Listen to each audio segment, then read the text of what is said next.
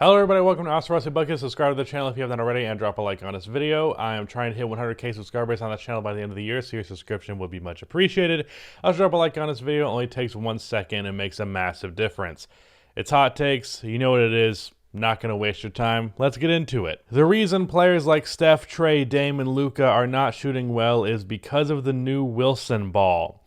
You know, I think that is up to those players on an individual basis. What is weird is that Paul George said that there's something wrong with the Wilson ball, and then he's like having the best shooting numbers of his career so far. I think that would depend on the player and how much that makes a difference for them. It makes sense that it'd be an adjustment, and I believe league shooting numbers are down a little bit, but at the same time, that tends to happen at the start of the season. So who's to say, really? Alex Caruso should be in the running for Sixth Man of the Year and maybe even Defensive Player of the Year. Okay, Defensive Player of the Year is ludicrous. Alex Caruso is a good defender, but no.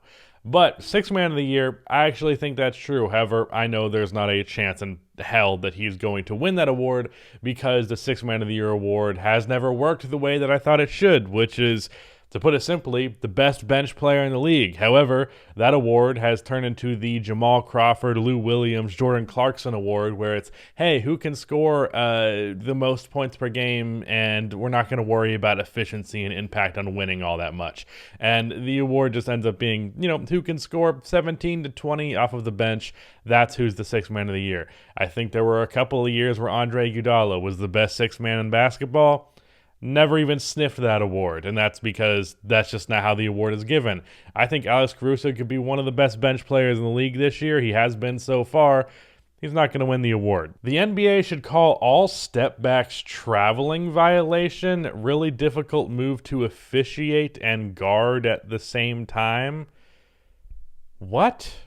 Like, if the move's legal, the move's legal. If you're taking 2 steps after picking up your dribble and you're allowed to have the gather step, it's a legal move. A step back is a legal move. Why would you call something that's not a travel? That makes 0 sense. Normally I ignore these, but sometimes really stupid ones slip through the cracks and I can't just ignore this. What do you mean it should be? Because it's difficult to officiate it should and difficult to guard. What does that mean? Can someone tell me what this means?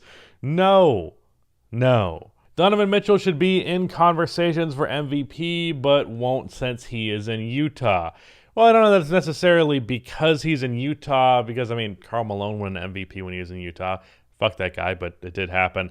But I think what's the case of Donovan Mitchell is, at least in the regular season, he's not a superstar level player, and I think that's kind of what holds him back. In fact, I've used him as an example for this for other guys winning MVPs. Like when someone said Zach LaVine could be an MVP early on, I was like, could he be the best player on a team that wins 55 to 60 games? Sure. Potentially. Is he ever going to win MVP, even if he puts up crazy numbers, given that circumstance? No, because we know he's not that level of player. When you have an understanding that this is not a top 10 player in the league, even if they have the resume that's required for an MVP, you're not really going to get it because people know you're not really that dude. And that's exactly the case with Donovan Mitchell. Although he is that dude in the playoffs. My very hot take is Dame doesn't recover from his slump, but CJ and friends pick up the load and make them a play-in team. Pick up the load. I don't love that phrasing. Also, CJ and friends seems like the fucking lamest Christian rock band.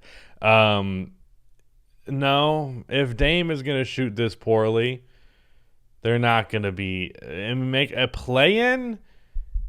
If he's going to continue to average an inefficient 20 and 10, then maybe.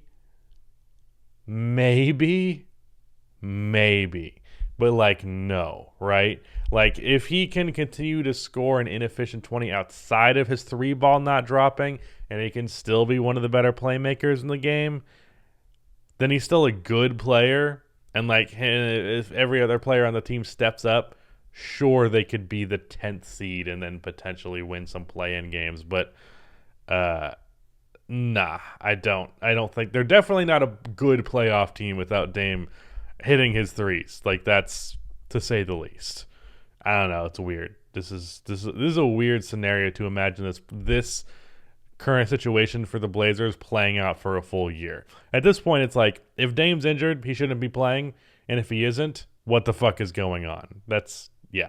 Jacob, as a YouTuber who makes money off of the NBA, should pay to watch games legally. Well, first of all, I do watch games that I pay for. It's called paying for League Pass because I want to put it on my TV. But second of all, if we're looking at this from a business sense, even though I make more off of the NBA than the NBA makes off of me, the NBA benefits more from my coverage of their league than they lose from me covering it. Like, it's better to have multiple people talking about your product than not. So if that's from a business sense argument, I've heard this before, which is weird. It's like, yeah, do I rely on the NBA for content? Yes. Does the NBA benefit from said content? Also, yes. That's just how it works. I'm not making that big of a difference for them, but overall, it's a net positive. Cat did not get hacked. For those unaware of this situation, he's not referring to getting fouled and not being called or whatever. He's referring to having his Twitter hacked. Cat liked a tweet that was free cat. He liked that tweet. Everybody freaked out. Then like an hour later, he tweeted, I got my password fixed. Nobody else in this account. So he's like, oh yeah, I got hacked, dude. Just like, really? Did you? Now, the only reason why I would support the notion that he'd be hacked is this is a weird time to be liking that tweet. Like, the Wolves look the best they have ever since Jimmy Butler left.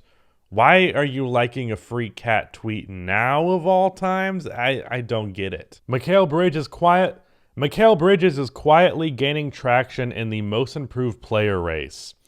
Don't know about that because Bridges has increased his points per game by 3 and his 3-point percentage by like 2%. And that's like the only noteworthy changes in his stats from this year to last.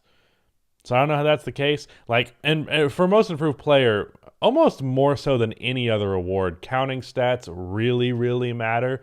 So no. Thor is the cutest dog in the world. Who could argue? Look at these photos. Look at this one. He's taking a bath. He didn't like it, but he had to take a bath because he took a shit in his crate. Suddenly that makes the photo less cute, but I had to deal with it, so now you have to deal with hearing about it, I suppose. Hot take, being a Robin isn't even that bad. Pippen should be happy being Robin to Jordan isn't a diss. I mean, yeah, yes and no. I don't know. Basketball players and their egos are weird. I understand that that's like an aspect of it for sure. Some people are like a regular ass person. You're gonna be like, oh yeah, I would love to be one of the 50 greatest players of all time and have won multiple championships and be a multimillionaire as a result. And other players or other people, the people that are in those shoes for real, like the players, are gonna be like, I would have liked to have been number one. I would have liked to have made even more millions of dollars. I would like to be recognized as the greatest player of all time. But, you know, if I'm choosing one of the two options, that's cool. But Scottie Pippen still got the top 1% experience of any basketball player ever. And not even top 1%. The 0.000000001% is the experience Scottie Pippen got. And he's bitching because there's not an extra 2 zeros on that decimal. I find it silly. And a video that will be coming out tomorrow when this video goes up is talking about my thoughts on the Scottie Pippen situation. So look out for that when it comes out. But that was Hot Takes. Goodbye.